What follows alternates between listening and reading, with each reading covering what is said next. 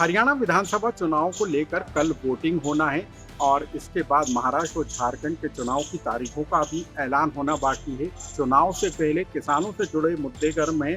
किसान संगठन अपने मांगों को लेकर आंदोलन कर रहे हैं। विपक्ष किसानों को जोड़ने का काम कर रही है, तो वहीं मोदी कैबिनेट ने एक दिन पहले दो बड़े फैसले लेकर किसानों को खुश करने की कोशिश की है। क्या है ये दो योजनाएं, इनको हम विस्तार से बताएंगे। नमस्कार, मैं हूं अनुराग श्रीवास्तव और आप देख रहे हैं लोकमत हिंदी। देश भर में किसानों से जुड़े मुद्दों को लेकर राजनीति गर्म है। विपक्ष किसानों से जुड़े मुद्दों को जोर शोर के साथ उठा रहा है, तो वहीं किसान संगठन भी लामबंद होते हुए नजर आ रहे हैं। लेकिन वहीं मोदी कैबिनेट ने दो बड़े फैसले लेकर किसानों को खुश करने की कोशिश की है।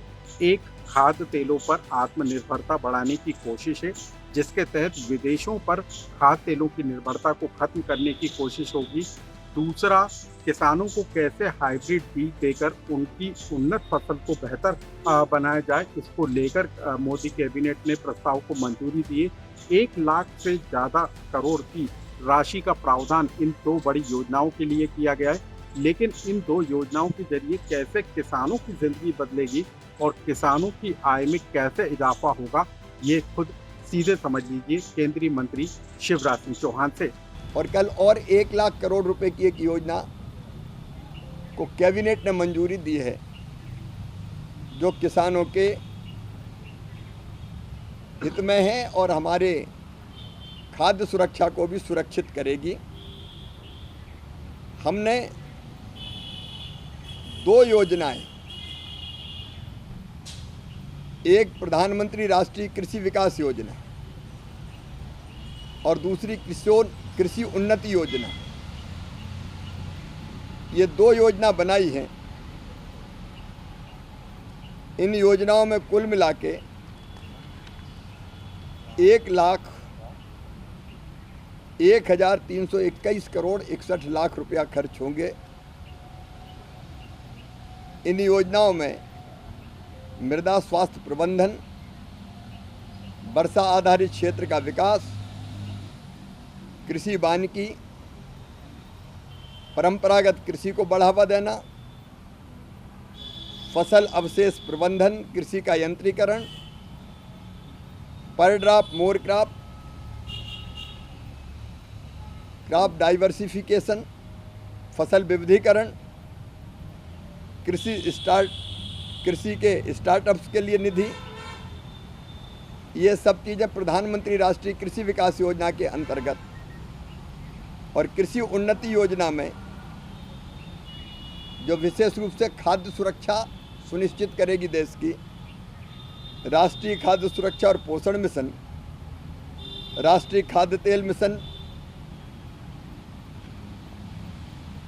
अभी एक मैंने जो जिक्र किया राष्ट्रीय खाद्य तेल मिशन तिलहन, वो भी इसी में आएगा। एकीकृत बागवानी विकास मिशन, कृषि विस्तार पर उप मिशन, NER के लिए जैविक मूल्य श्रृंखला विकास मिशन और कृषि विपणन के लिए एकीकृत योजना, डिजिटल कृषि मिशन और कृषि जनगणना, अर्थशास्त्र और सांख्यिकी, इस पर एकीकृत योजनाएं बनेंगी। इन योजनाओं को बहुत लचीला रखा गया है। पहले ये होता था कि केंद्र सरकार को योजना बना देती थी और सब राज्यों से कहती थी एक साथ एक जैसी लागू करो, लेकिन जो चीज़ असम में लागू होती है वो गुजरात में लागू नहीं होती। इसलिए राज्यों के ऊपर ये छोड़ा गया है कि वो जिस भी योजना को उपयोगी समझते हो अपने राज्य की आवश्यकता के हिसाब से वो उसको चुन सकते हैं। पहले एक योजना का पैसा दूसरी योजना में खर्च नहीं होता था, अब वो चाहें तो ये मना कर सकते हैं कि ये योजना हमें लागू नहीं करनी, इस योजना का पैसा हम केवल इस योजना में लगाएंगे। तो उनको ये स्वतंत्रता है कि जो चीज़ उनके लिए उपयोगी होगी, जो योजना, वो उसमें ज़्यादा पैसा लगा सकेंगे। और स्वीकृति भी इन सब चीज़ों की एक साथ हो जाएगी, नहीं हर एक योजना के लिए अलग अलग जाना पड़ता था। इसके कारण दोनों काम होंगे, एक उत्पादन बढ़ेगा, किसानों की आय बढ़ेगी, दूसरे हमारी खाद्य सुरक्षा को हम सुनिश्चित करने का काम करेंगे। क्योंकि कल ही ये फैसला कैबिनेट ने किया तो मुझे लगा कि विस्तार से, बहुत विस्तार में तो मैं नहीं गया, लेकिन कम से कम किसानों तक ये बात पहुँचे कि ये योजनाएं हमारे लिए लागू की गई है। पिछले 120 दिनों में लगातार किसानों के हित में कई बड़े फैसले लिए गए हैं और आगे भी लगातार ये फैसले जारी रहेंगे।